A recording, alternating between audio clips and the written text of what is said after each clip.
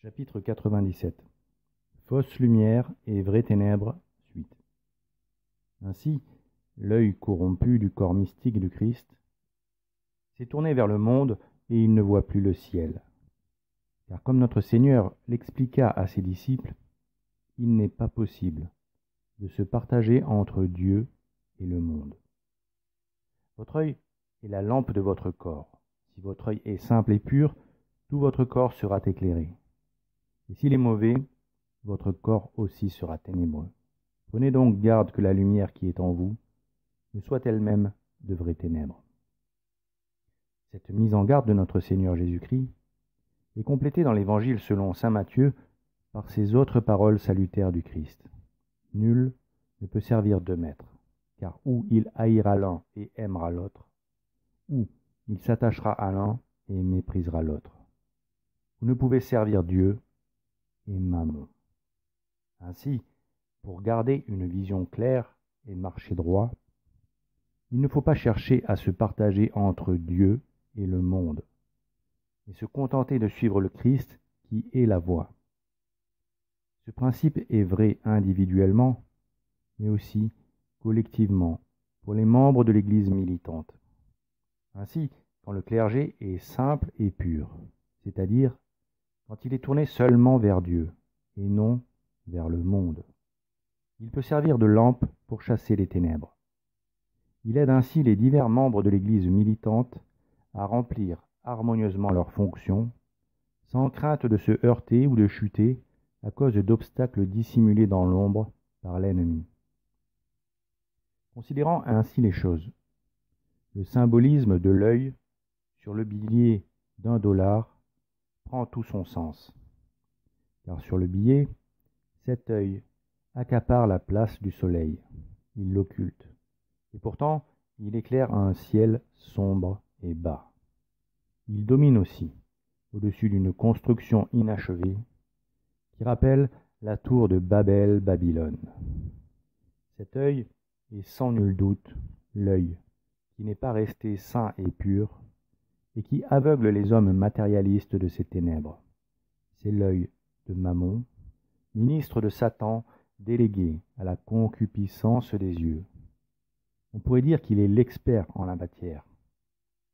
Il plaque les hommes au sol, les empêche de regarder vers les cieux et les écrase, sous le poids de cette concupiscence qui entraîne le triomphe du nouvel ordre célébré dans le ciel ténébreux du billet vert, de ce billet qui est l'unité de la monnaie étalon mondiale. Oui, l'argent éblouit les hommes. Pire, elle les aveugle totalement. Elle les rend avares et les détourne du Christ parce qu'il place Mammon au centre de tout. Mais l'œil peut aussi se souiller en étant la source de la concupiscence de la chair, qui est l'affaire d'Asmodée, ministre délégué à l'impureté. Ce sont souvent les regards qui attisent cette concupiscence, comme ceux des deux vieillards qui convoitèrent Suzanne, épouse de Joachim. Leur méchanceté les poussait à faire exécuter cette innocente parce qu'elle s'était refusée à eux. Et il l'aurait fait si le Seigneur, entendant la prière confiante de Suzanne, n'avait poussé Daniel à intervenir, alors qu'il n'était encore qu'un jeune garçon, inconnu du peuple de Dieu. Il est écrit de ces vieillards lubriques: « L'iniquité est sortie de Babylone par des vieillards qui étaient juges, qui semblaient conduire le peuple. » Et aussi que Suzanne entrait et se promenait dans le jardin de son mari. Ces vieillards l'y voyaient tous les jours entrer et se promener, et ils brûlèrent de passion pour elle. Ils pervertirent leurs sens, et ils détournèrent leurs yeux pour ne pas voir le ciel et ne pas se souvenir des justes jugements. C'est donc bien les yeux des juges qui, n'étant restés ni simples ni purs, cherchèrent à s'éclairer de leurs propres ténèbres intérieures pour ne plus voir la lumière de la vérité et provoquèrent ainsi leur perte. Enfin, l'œil peut aussi exciter la concupiscence de l'esprit par ses lectures, ses visionnages et l'enseignement que l'esprit en tire. Les soldats de l'armée du diable sont aveuglés par la lumière de l'orgueil révolutionnaire qui se dégage de Satan. Cet esprit prévaricateur excite en eux la concupiscence de l'esprit, en soufflant sur les braises de la vanité, qui les pousse à penser qu'ils doivent dominer les autres, parce qu'ils leur sont supérieurs, alors qu'ils obéissent à celui qui a perdu d'avance, et qui cherche à entraîner dans sa chute le plus grand nombre. Et si Satan domine ces hommes, c'est parce qu'en refusant à notre Seigneur Jésus-Christ d'entrer dans le temple de leur cœur, ils l'ont ouvert au diable, et sont devenus ses esclaves.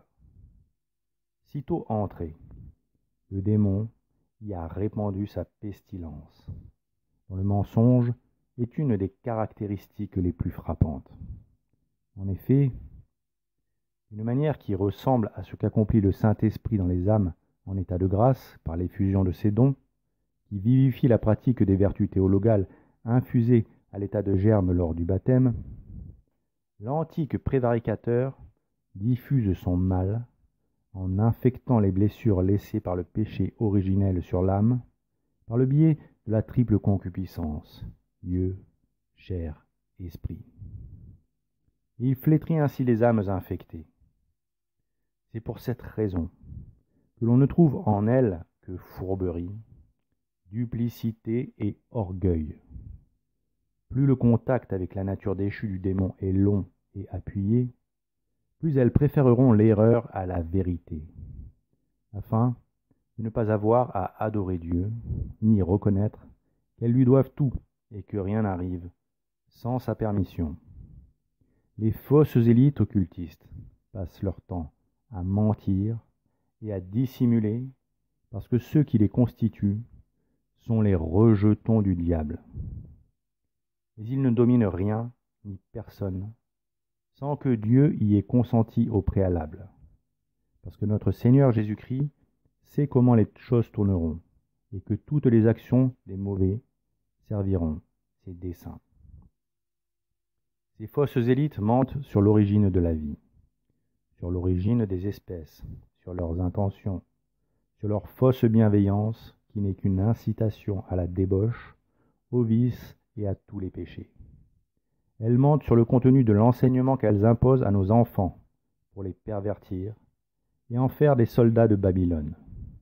Théorie de l'évolution des espèces, âge de la terre, éducation sexuelle, éducation civique, enseignement du français et de la philosophie subjective, choix des œuvres littéraires, acclimatation à l'art moderne, inoculation du plan dialectique, thèse, antithèse, synthèse, comme référence du raisonnement, déformation, occultation et négation des faits historiques, reniement de notre histoire, de nos racines, de notre passé, et donc de ce que nous sommes. Voici les piliers du véritable grand remplacement, qui est le remplacement de l'armée du Christ par l'armée du diable.